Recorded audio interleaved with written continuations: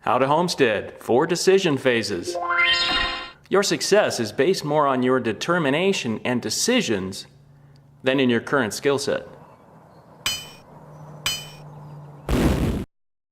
Today we overview the 4 homestead decision phases. In this how to not crash course, or burn, or blow up.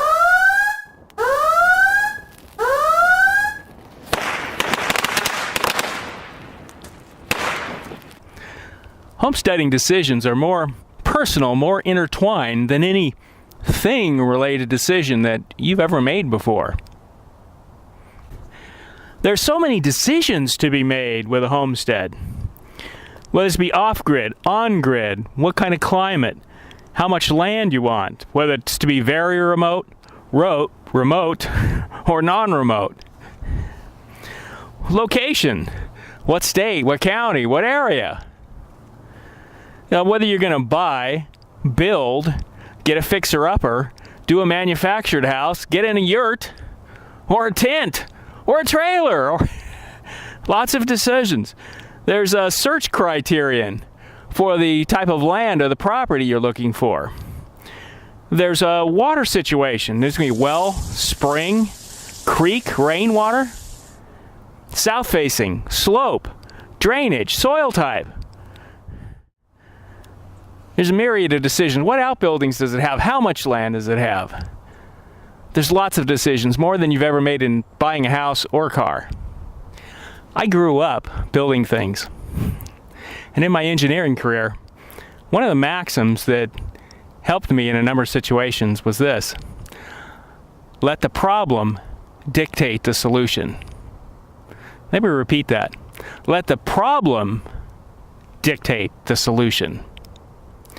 Too many times I saw it a lot in my career where engineers go in, they had an idea from history, from a previous project they were on, from their traditions, from, what was a cool computer processor, what was some nice device that they wanted to use. Instead of letting the problem dictate the solution, dictate the structure, the types of hardware, all that sort of thing. And it always led to problems. You could come up with a solution, but it would never be optimal. The same is true in homesteading, where the assessment of ourselves and our situation should determine the best homestead solution. So we now move into an overview of the 4 homesteading phases of decision. Now, these decisions are directed at trying to help you make the most of what you do have and to minimize the things that you don't have. As we go into these 4 decision phases, note they're in the description at the top of this video. And for each one of the subsequent episodes, the outline will get fleshed out. We have a number of elements that go in there, so it'll grow each time and you'll see the parts. So you can refer to that as we go through this. Now I'm going to go down through this outline list and talk about some of the elements in it as we grow down through this. First, there's 4 main decision phases. Let's just address those. The first, A, is assessing yourself and your situation. Decision B, section B, was learning and information gathering. Then C will be creating your plan, your homesteading plan. And D is acting on your plan. These are the decision phases. Now, in the first decision phase, which we'll overview a little bit today, is assessing yourself and your situation. Under that, we have goals and motivation. Now, it should be noted that I don't think you could really do this without having strong motivation and goals for wanting to do homesteading, because there's a lot of hurdles you're going to have to go through. There's a lot of things you're going to have to overcome. It costs money, it's expensive, it's a lot of work. There's a lot of issues there to deal with. So you want to take care of you want to be sure you've checked off all the boxes in terms of motivation and goals. So in this first section, goals and motivation, we'll ask a number of questions to help you define your goals and motivations in specific areas to help get a handle on that. And if you have a personal faith, this is a great time to start exercising it. Start talking to God about it. What does God want you to do? Where are you sitting in this situation? Look up. Find out what the guy upstairs wants you to do. A second in assessing yourself in this situation are your likes and dislikes. I don't mean, like, oh, I like broccoli and I don't like, cauliflower or whatever. There's many elements that are more like our nature in a situation. For example, someone maybe someone can't stand living in an area that's really cold where there's, 3-4 feet of snow on the ground during the wintertime. Other people may love that. Someone else may find that they feel they have to live in an area that has some forest trees, some, pine trees, firs, whatever. There's a number of different natures that people have in this regard. And, we can ignore that nature and we can just, stumble forward with something. But, that's going to really reduce our chances for sustainability because, it might drive us crazy. If we're going to go off on that tangent, we better test it out first. Someone may not be able to live at high altitudes. Maybe they have a condition for high altitudes. Maybe it's physical conditions. There's a number of things relative to, our natures and likes and dislikes. So we'll talk about that a bit, ask some questions along those lines. Next one, element 3, is income and responsibilities. This is huge. I mean, I would say this is probably the number one thing for most homesteaders is how can we afford to go off and get this homestead put up? Where's our income going to come from? So as this is a key factor, we have a number of questions about this, and this is something that someone really should figure out. I've seen people leave and head off to a homestead before they really know what they're doing. That's just leads to, it usually leads to disaster. So you don't want to make that mistake. Number 4 is personality and skill inventory. So, each one of us has certain things we're good at, certain things we're not, and we need to really be honest with ourselves about, where that lies. And, again, here we're going to go through a number of, when we get into the details of this, we'll get into a number of elements, questions to kind of help identify these different areas. Like, how driven are you to accomplish goals? When you start getting on a goal, do you go at it until it's done, or does it kind of drivel off? And that's something we need to understand. That how willing are you to learn new things, and how quickly do you pick up new things? Do you have a good skill inventory? Well, we'll talk about that in a later one, but other elements, whether we're tidy, sloppy, what is that about? Now that actually goes back to likes and dislikes too. It's kind of related because one of the things with likes and dislikes has to do with, what can we stand in terms of level of clutter and level of clutter, and how well things are taken care of. For me, I like things to have to be very well organized. Actually, Mrs. RH is the same. We like things organized. They don't have to be perfect. They don't have to be, but we like things organized, pretty clean, and that makes a difference. So I jump down. We left number 4, personality and skill inventory. So there's also the skill inventory side. What skills do you have? Electrical, plumbing. Now these things can be learned, but you want to know where you're coming at, and if you have to do something in a hurry, do you have the time to be able to develop those skills? But it should be noted that if you're skillful in one area, I've noticed that if someone's skillful in one area, if they have a mechanical inclination, it's pretty easy for them to pick up other areas. I have known people that have almost no mechanical aptitude, and it would be very difficult, I would say, for them to really get deep into a number of elements because, like I said, I've known some people that just really couldn't design their way out of a paper bag or figure out how to fix the simple problem. So, again, that's something we need to understand because that'll certainly affect what kind of a homestead we'll have to look for. Now, number 5 down this is the current real estate market. Well, your decisions could be made in a vacuum, but the reality is that the real estate market determines to a great extent what will be your best decision.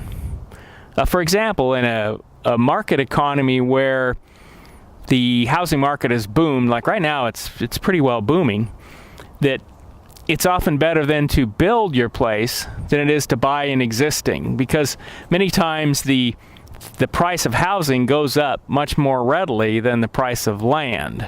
So, there you'd be better to build. But now in a falling market, which we bought our house and the market, in fact, had really crashed.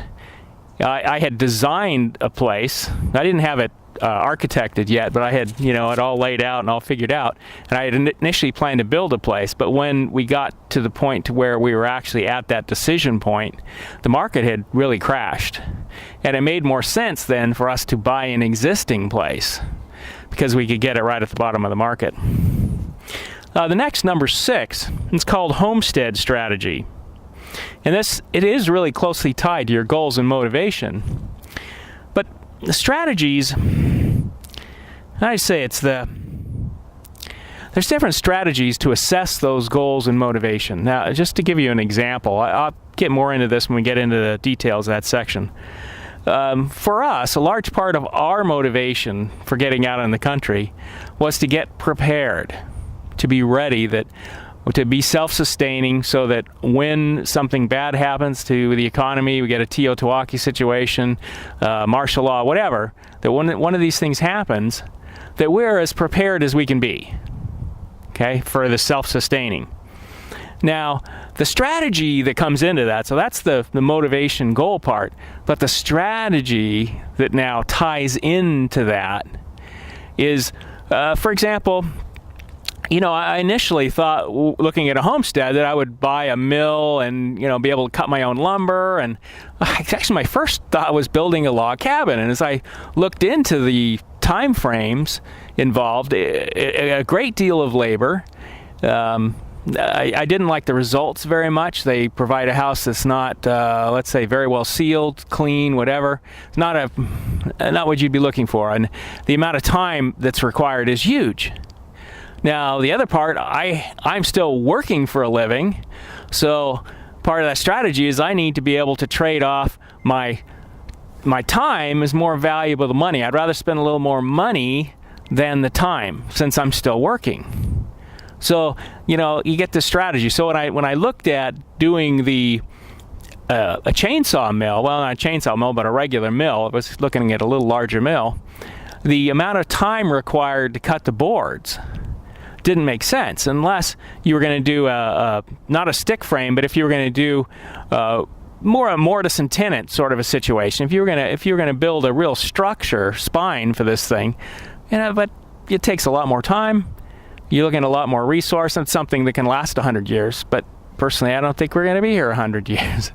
So, there's strategies involved, and we'll discuss a little bit about those strategies because, you need to come up with strategies that work with your motivations and your goals. So now that just gets us through just a general overview of that first area of assessing yourself and your situations. Okay, so next episode we'll be going into this in detail, asking specific questions about it. Now the next phase is about information gathering and learning. Now, in this phase, which is phase B here, learning and information gathering, you'll want to try to be open to different ideas about homesteading because there really are a lot of different choices. And if you think about that, that could help you a great deal towards coming up with the right choices, because what we may initially think of as homesteading may not really be what works out best for us. So be open to different opportunities, situations. Study those different situations. I was really surprised because what we ended up with was a lot different than what we initially thought, and it was a good thing. We had had some partial decisions along the way that really wouldn't have worked out. So we had started going down some avenues, but then when we started assessing the questions and really looking at these areas, this is what made sense and really worked out for us. So I'm going to quickly go down into the learning and information gathering. Now, first start looking at number one, geographic location. Now, often this has to be based on where your job is, where you could get a job, the cost of the land, what you can afford, what weather fits in with, your first thing, assessing yourself and your situation, your motivations. What's the survivability in the area? Can you get enough land to make it work out? Can you grow crops there? What's the soil like? You need to start looking at the locations that work for you. Obviously, it's nice if you can be around your family and, your extended family. What kind of homestead features are available? Learn about that. What kind of access, what kind of acreage, what kind of orientation. You need to learn about different water systems so you kind of have a comprehension of what can work and what won't work in these situations. What type of homesteads are there? Look at rural. There's semi-rural. There's, you can go off-grid, you can go on-grid, you can go, to where you have both. We've got both here. We are on-grid, but now we have a solar power system, so we can go off-grid. So we really can have the best of both worlds, which for me I liked, and I can go into that a little bit at some other point. But it just depends. If we had been in some place that was more rural, we'd have been off-grid. It's like you can get cheaper land usually if it's off-grid. Then there's the buy versus build versus prefab decision. So, look into each one of those. Look at the cost points. But don't forget, if you're looking at doing prefabs like manufactured home, there's, depending on where you're at, like up here, there's like a siting cost. You pay a big fee just to put the thing on the land. And also up here you'd have septic, and you have to pay a big permit fee for your septic, a big permit fee for your well, and they're quite expensive. Uphill here, a well's over $20,000 to $30,000 for a well. Septic's, I think now it's like $15,000 or so. So, they get very pricey. So you need to look at all those decisions. Not decisions, excuse me. You're collecting information. Let's go back to that. You're collecting information at this point. Then your homestead priorities list.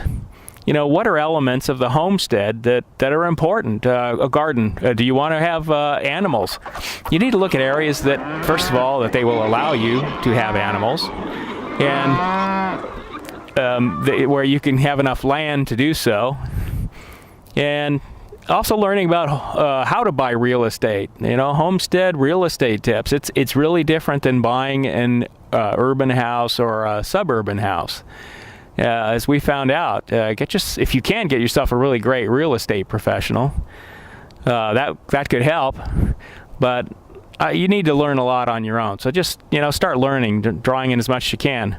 Then get into moving strategies. There's different ways of transitioning from where you're at to where you want to be.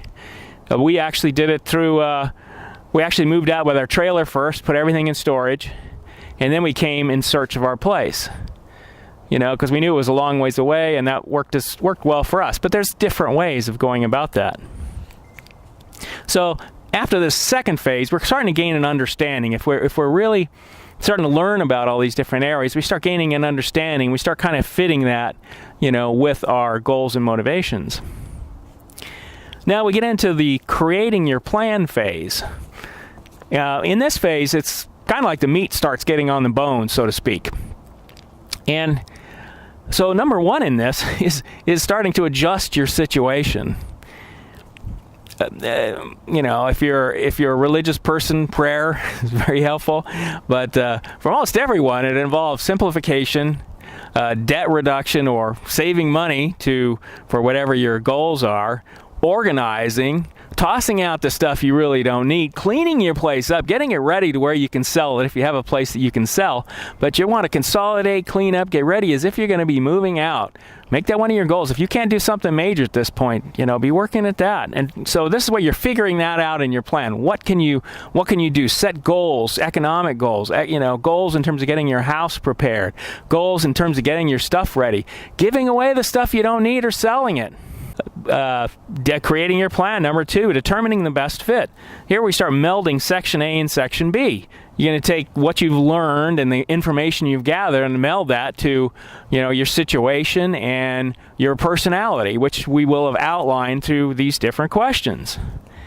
Then you start an initial searching. Now, the initial searching, you're not looking for a place to buy right now. You're kind of getting an idea of what the costs are in areas, what areas look good to you. Search different areas, check the prices. If you have to go visit those areas, you can get a lot right off the internet, finding out what they're about. Honing down your target. Go back and forth between A and B to hone down that target on what you want for a homestead. Creating your plan, figuring out when and how to move. What things do you have to get out of the way before you go and move? Next, in creating your plan, and maybe it should be first, it's grabbing a vision. Because unless you have a vision in your head of what it is you're really looking for, you're probably not going to find it. So you want to get in and grab that vision. Now, this may be, you can do this through looking at homestead videos. Get excited about what other people are doing. It ties back into the motivation. But here, rather than just motivation and goal, you want to have a clear vision of what it is you're looking for. Your plan should start coming into focus. You want to start being able to see it and really know what it is you're trying to do there. And then in the last phase, we're going to get into acting on your plan. So what things do we need to do there? Here's where we're going to start the process of going forward. We've done the planning, we start the process of going forward. So we should have a plan in place because we just created it. And so we act on those plans. The simplification, debt reduction, getting money ready, knowing where we want to live, whether we're searching actively. Obviously, being sure your job situation's nailed down, and if you're going to make a change in your job, it's really best if you can test if that's going to work. If you want to go into a different line of work, how do you know that that's going to work? Are you going to get into that line of work and be stuck? Or the other problem is, if you change jobs at the same time you change and go to a homestead, I tell you, that could just blow you totally out. You've got a learning curve with your job, and then you'll have a place that you need to fix up, and you're going to be in a desperate situation. Try to get the job. If you're going to change, you want to change if you can beforehand, and then carry that out there. I don't know. That's one of the tougher elements. So anyway, that's part of it. The income, skill development. Start working on your skills. Work on the place that you've got. Use those skills, whether it's to build, something, storage elements to put your items in that you're going to take with you. Building, cleaning, fixing up your house, working on your car. Start taking more responsibility for learning and doing these things to develop those skills. At the same time, you should be honing your plan, going back to A and B, and you're always working on that plan to make it tighter and tighter, make it better, closer to what you need. And then finally, the big day comes when your preparations bear fruit. And guess what? You can finally move out. And you can take a relentless step forward into your homestead. So those are the 4 decision phases. And we'll also, in there, I think after those 4 sections, they will also talk about what we did, but not as a blueprint, okay? This is just so that you can see how did those decision phases impact us as we went through the process. And how did that work out for us? So your homework, you got homework. That's it. You hear me? Homework. Your homework is to start thinking about starting assessing yourself and your situation, just roughly. We'll ask questions on the next episode, but I want you to start assessing it right now. Discuss with each other your general goals, your motivations for homesteading. Rank that list, from highest to lowest. What's the most important? What's the least important to you? Try to brainstorm about these things, but don't lock into your head a particular type of homesteading just yet. You really want to assess all the situations, all this. Don't put the cart before the horse. Don't jump forward, or you can end up leaving out perhaps what would have been the best decision for you. So, assess the general ideas. Right now, define the problem. Don't jump to the solution yet. You're going to start defining the problem. What are the issues you need to deal with? So like I said, the next part we're going to jump into assessing your situation with detailed questions to help define those areas.